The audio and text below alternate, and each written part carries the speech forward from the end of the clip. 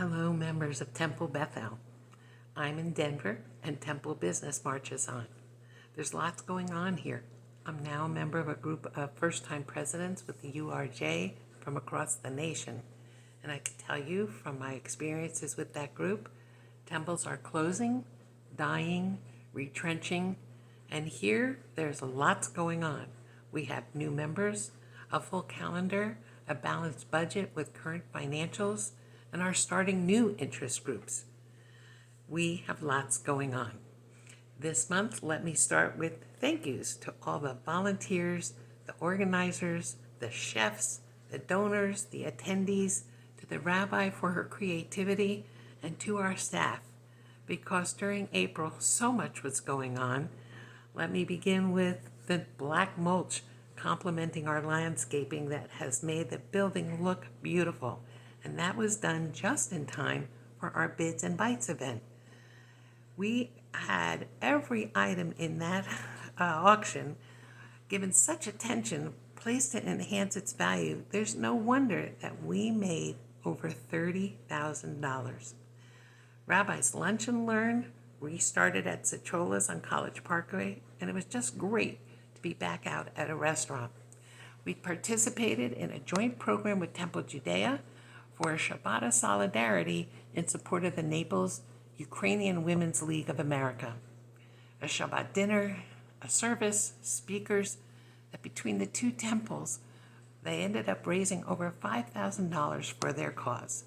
TBE volunteers and staff helped with setup and cleanup there too. Our congregational town hall was on April 11th, and that slide presentation is available to our members to view by appointment and includes our financials through March 31st. Thanks to our external bookkeeper, Sharon, and thank you to our finance committee, who together managed to provide our quarter and numbers in less than 10 days for the temple's benefit. I've attached a copy of the survey results of that meeting. Your Board of Trustees is very pleased with average scores over 4.4, where the highest rating was a 5 on the numerical questions. The averages are calculated for each of the numerical questions, and that's on the attached. Beyond the numerical questions, received written responses providing invaluable feedback on a variety of topics. The board will be using this information to plan for future town hall meetings and other programming. Those written responses are available in the office if you'd like to personally review them. A huge thanks to everyone that responded to the survey. As stated in the bylaws, we'll have a second town hall meeting, which will be scheduled later in the year, as well as our annual meeting. Thank you to those who came to the temple for that meeting or who were on Zoom. We ran just about an hour, and that, my hope, is to keep it about that length in the future. So I've attached membership information as of April 29th, statistics, and it's all positive news.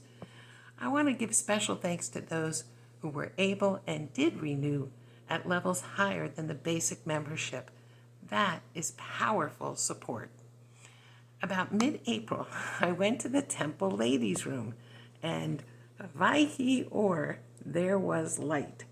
There is new LED lighting in the handicapped access stall.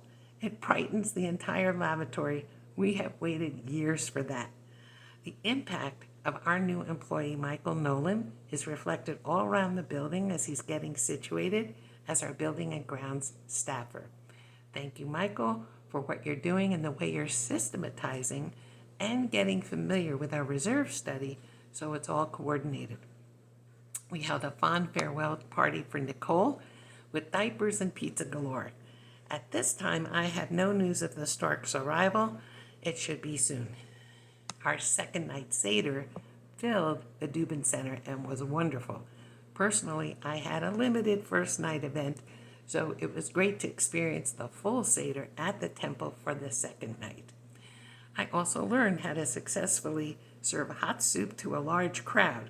Thank you to the rabbi for creating the Haggadah last evening and customizing what we needed into a slide presentation of her own making.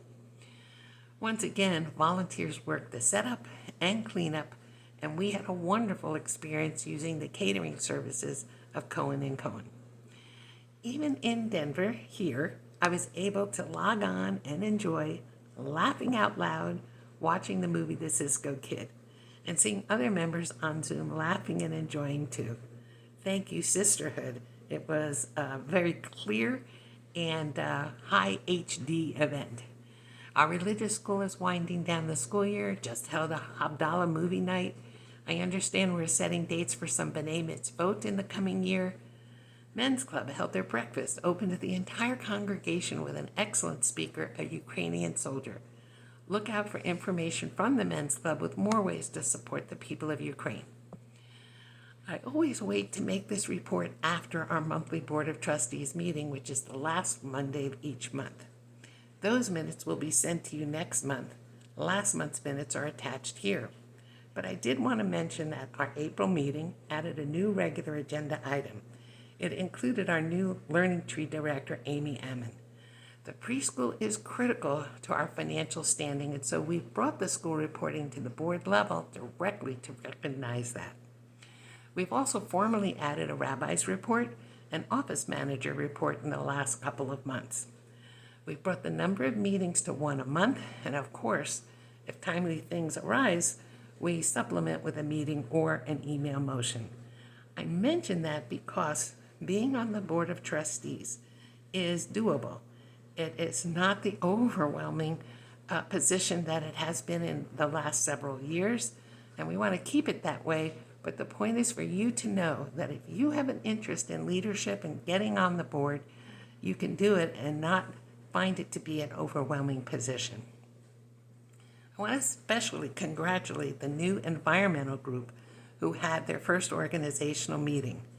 When I read Hillary's meeting summary email, the breadth of the group's interests looks like it may touch every facet of our temple life and personal lives too for those who are participating.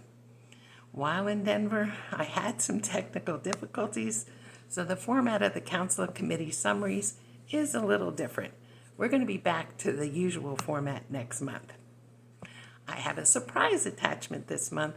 Phyllis served incredible mock chopped liver at Bits and Bites. I could not believe that there was no liver in there. And she was kind enough to let me share it here so everyone can have healthy mock chopped liver. Thank you, Phyllis. And Phyllis and Bernie were our ONIC honorees for April, and that program has exceeded all expectations. Thank you, Bernie and Phyllis, for all you do, and especially thank you for your hugs. Remember, email me or call the office if you have any questions, concerns, or wish to start something new. We have lots going on. We are in good shape, and more to come in May. See you next month.